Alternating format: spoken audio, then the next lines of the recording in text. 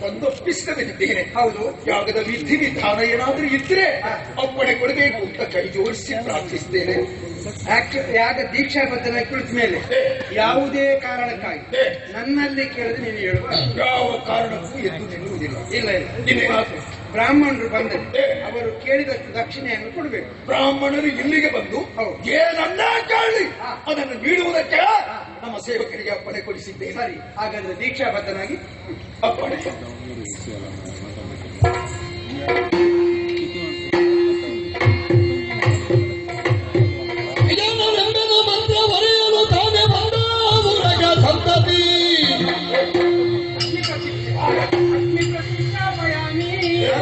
ನಾನಿದ್ದೇನೆ, ಏನಾಗುವುದಿಲ್ಲ.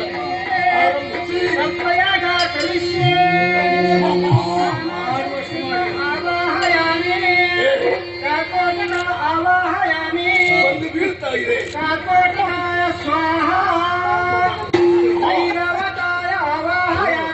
ಅನೇಕ ಹಾವುಗಳು ಬಂದು ಅಗ್ನಿಗೆ ಬೀಳ್ತಾ ಇರುವುದನ್ನು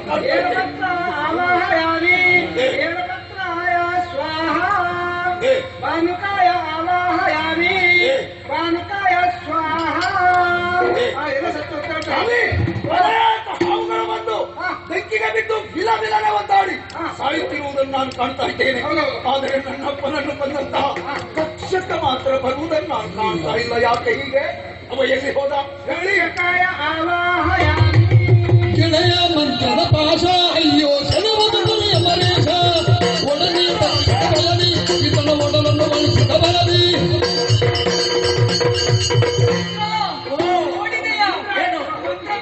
ಹಿಡಿಯುತ್ತಾ ಉಂಟು. ಹೇಳುವಷ್ಟು ಹಾಗೆ ನೀನು ಸುತ್ತಿದ್ದು ನನ್ನ ಪೀಠವನ್ನು ಏರಾಗುವುದಿಲ್ಲ ನನಗೆ.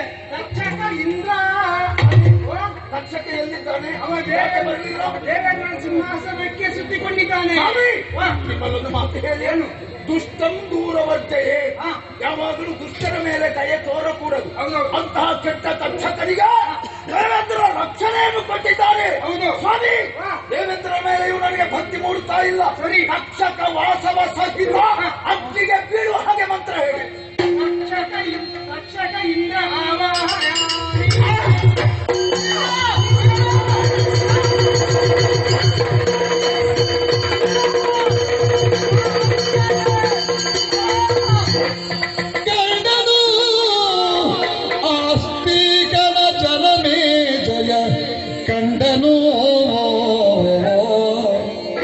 ಕಂಡನು ಸ್ವರ್ಣ ಕಾಂತಿಯನು, ಸುಪ್ರಚಂಡ ತಪದ ಮೂರುತಿಯನು,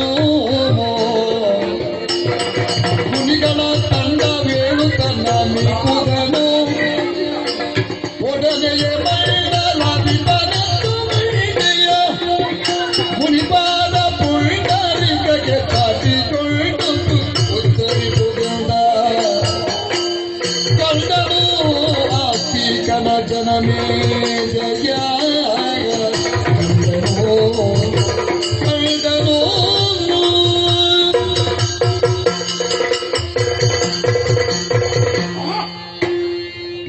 ಹಬ್ಬ, ಆಶ್ಚರ್ಯ, ಪರಮಾಶ್ಚರ್ಯ. ಯಾಗಮಂಟಪದಲ್ಲಿ ಕುಳಿತಿರುವಂತಹ ಪುರುಷ ಮಂಡಲವೇ ಥಟ್ಟನ ಮೇಲೆ ಕೆದ್ದು ನಿಂತಿದೆ. ದೀಕ್ಷಿತನಾದಂತಹ ನಾನು ನನ್ನ ಅರಿವಿಗೆ ಬಾರದೆ ತಮ್ಮ ಸಮ್ಮುಖದಲ್ಲಿ ಎದ್ದು ನಿಂತೆ.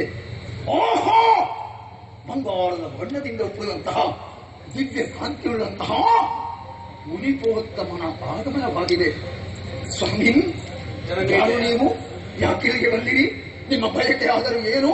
ನಿನಗೆ ಏನಾದರೂ ನನ್ನಲ್ಲಿ ಹೇಳಿ, ಖಂಡಿತವಾಗಿಯೂ ಅದನ್ನು ಪೂರೈಸುತ್ತೇನೆ. ಅಪ್ಪಣೆ ಕೊಡಿ ಸ್ವಾಮಿ, ಅಪ್ಪಣೆ. ವಸುಧಾದಿ ಪತಿ ಬಿಡು ಚಲವೀಗಲೊದಗಿದೆ, ಸ್ವಸ್ತಿಗೂ ಮಂಡಲಗಿ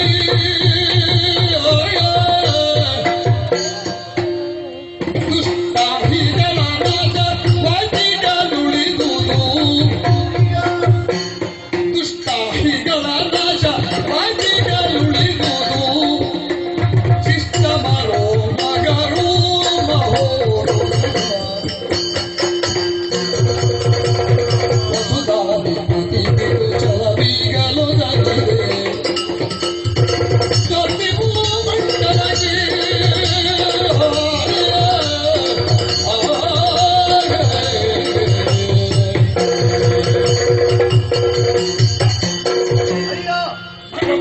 ಏನು ಮಾಡುವುದಕ್ಕೆ ಹೊರಟಿದ್ದೀರಿ? ಸರ್ಪಯಾಗ ನನ್ನ ಅಳಿಯನನ್ನು ಕೊಂದಂತಹ ತಕ್ಷಕ ಬದುಕಿ ಉಳಿಯಲೇಬಾರದು. ಅವರ ಸರ್ವ ನಾಶವೇ ನನ್ನ ಮೂಲ ಉದ್ದೇಶ. ಅಯ್ಯ ಸ್ವಾಮಿ, ಸಾಧ್ಯವಾದದ್ದೆಲ್ಲ ಸಾಧುವಾಗಬೇಕು ಅಂತ ಇಲ್ಲವಲ್ಲ. ನೀನು ಮಾಡುವುದು ನಿನಗೆ ಉಪಯುಕ್ತವಾಗಿರಬಹುದು, ಆದರೆ ಅದು ಲೋಕ ಮಾರಕವಾಗಿದೆ. ಸ್ವಾಮಿ, ಆ ತಕ್ಷಕ ಅಲ್ಲ ಸರ್ಪ ಸಂಕುಲ ಲೋಕಮಾರಕವಾದ್ದು, ಬದುಕಿರಿಯ ಕೂಡದು. ಹಾಗಾದ್ರೆ ನನ್ನದೊಂದು ಭಿನ್ನ. ಹೇಳಿ. ಹೇಗಿದ್ದರೂ ನೀನು ಬ್ರಾಹ್ಮಣರು ಬಂದರೆ ಯಾವ ರೀತಿಯ ದಾನವನ್ನಾದರೂ ಮಾಡುವಲ್ಲಿ ನೀ ಸಿದ್ಧ ಅಂತ ಹೇಳಿ. ನನ್ನ ಸೇವಕರು ಏನು ಬೇಕು ಅಂತ ಕೇಳಿದಾಗ ನಿಮ್ಮಲ್ಲಿ ನಾನು ಏನು ಹೇಳುವುದಿಲ್ಲ, ನೀವು ಕೊಡುವುದನ್ನು ಪಡೆಯುವುದಿಲ್ಲ ಅಂತ ಅವರನ್ನು ದೂಡಿ ಈ ಕಡೆ ಬಂದಿರಂತೆ. ಹಾಗಿದ್ದರೆ ಏನೋ ಹಿರಿದಾದ ಆಸೆ ನಿಮ್ಮ ಮನದ ಆಳದಲ್ಲಿ ಹುದುಗಿದೆ ಅಂತ ನನಗೆ ಗೊತ್ತಾಯ್ತು. ಅದೇನು ಹೇಳಿ. ಧನ ಕನಕಗಳ ಆಸೆ ನನಗಿಲ್ಲ. ಹಾಗಂತ ನಾ ದಾನವಾಗಿ ಕೇಳುವುದಾದರೂ ಏನು? ಇದನ್ನು ದಾನ ರೂಪವಾಗಿ ನೀ ಕೊಡ್ತೀಯ ಅಂತ ಆದ್ರೆ ಮಾಡುವಂತಹ ಸರ್ಪಾದ್ವರವನ್ನು ಇಲ್ಲಿಗೆ ನಿಲ್ಲಿಸಿದೆ. ತಥಾಸ್ತು ಸ್ವಾಮಿ. ಸ್ವಾಮಿ, ಆದರೆ ನಿಮ್ಮಲ್ಲೊಂದು ಪ್ರಶ್ನೆ. ನನ್ನ ಜನರು ಕೊಂದವಾಗ ಆ ತಕ್ಷಕರಲ್ವೇ? ಅಯ್ಯ, ಇದನ್ನು ಲೋಕದ ಸಜ್ಜನರು ಸಮ್ಮತಿಸ್ತಾರೆ. ಇದು ನ್ಯಾಯವೇ, ಧರ್ಮವೇ, ಸಮ್ಮತವೇ? ಹೇಳಿ. ಅಯ್ಯ, ಓ, ನಿನ್ನ ತಂದೆ ಅಕಾಲ ಮೃತ್ಯುವಿಗೆ ಒಳಗಾಗಿದ್ದಾನೆ ಅನ್ನುವ ಹಾಗೆ ನೀ ಭಾವಿಸಿರಬಹುದು. ಹೌದು. ಆದರೆ ಅದು ಹಾಗಲ್ಲ. ಮತ್ತೆ ಆ ಶೃಂಗಿಯ ಶಾಪ ಎನ್ನುವುದು ಒಂದು ನಿಮಿತ್ತ ಮಾತ್ರ. ಆದರೆ ನಿನ್ನ ಅಪ್ಪ ಏನಿದ್ದರೂ ಆಯಸ್ಸು ಪೂರ್ತಿಯಾಗಿಯೇ ಇಹಲೋಕವನ್ನು ತ್ಯಜಿಸಿದ್ದಾನೆ. ಹಾಗಾಗಿ ಹೇಳುವುದು, ಹಾಗಿದ್ರೆ ಅವನಿಗೆ ಅಪ್ಪ ಮೃತ್ಯು ಅಲ್ಲ. ಅಲ್ಲ, ಏನಿದ್ದರೂ ಮೋಕ್ಷ ಪ್ರಾಪ್ತಿ ಆಗಿಯೇ ಆಗುತ್ತದೆ. ಆಗಿದೆ. ಈ ಯಾಗದಲ್ಲಿ ಕೂಡ ಯಾವ ದುಷ್ಟ ಸರ್ಪಗಳಿದ್ದಾವೆ ಅದೆಲ್ಲವೂ ಆಹುತಿಯಾಗಿ ಆಗಿದೆ. ಇನ್ನು ಉಳಿದಂತಹುದು ಯಾವುದು ಇದ್ದರೂ ಲೋಕಕ್ಕೆ ಪೂರಕವಾಗಿ ಲೋಕದ ಕಾರ್ಯಾಚರಣೆಯಲ್ಲಿ ಒಳಗಾಗುವಂತಹ ಸರ್ಪಗಳೇ ಉಳಿದಿದೆ. ಆದ್ದರಿಂದ ಸರ್ಪಯಾಗವನ್ನು ಇಲ್ಲಿಗೆ ನಿಲ್ಲಿಸಿದರೆ ನಿನಗೆ ಯಾವ ಅಸೌಖ್ಯವೂ ಉಂಟಾಗುವುದಿಲ್ಲ. ನಿಮ್ಮ ಮಾತಿಗೆ ಪೂರ್ಣ ಮನ್ನಣೆಯನ್ನು ಕೊಡ್ತೇನೆ. ಧನ್ಯವಾದ. ಆದಿ ಧನ್ಯವಾದ.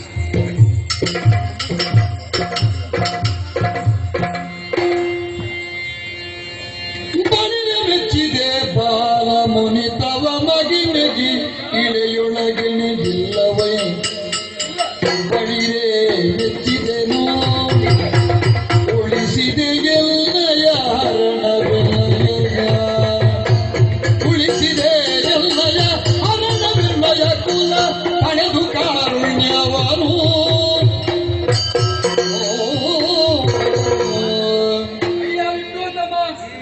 ಇನ್ನೇನೋ ಸ್ವಲ್ಪ ಹೊತ್ತಿನಲ್ಲಿ ಆ ಬೆಂಕಿಗೆ ಆಹುತಿ ಆಗಬೇಕಿದ್ದವ ನಾನು. ಆದರೆ ಅದನ್ನು ನೀನು ಉಳಿಸಿದವ, ನನ್ನ ಪ್ರಾಣವನ್ನು ಉಳಿಸಿದವ ನೀನು. ನಿನ್ನಲ್ಲಿ ಕೇಳುತ್ತಾ ಇದ್ದೇನೆ, ಯಾರಯ್ಯ ನೀನು? ಅಯ್ಯ, ನನ್ನ ಪರಿಚಯ ನಿನಗೆ ಆಗಿರು. ನನ್ನ ನಾಮಧೇಯ ಆಸ್ತಿಕ ಎನ್ನುವ ಹಾಗೆ. ಆಸ್ತಿಕ? ನನ್ನ ತಂದೆಯು ಜರತ್ಕಾರ, ತಾಯಿಯ ಹೆಸರು ಜರತ್ಕಾರ. ಹೆಚ್ಚಂತ ಹೇಳಿದರೆ ನಿನ್ನ ತಂಗಿಯೇ.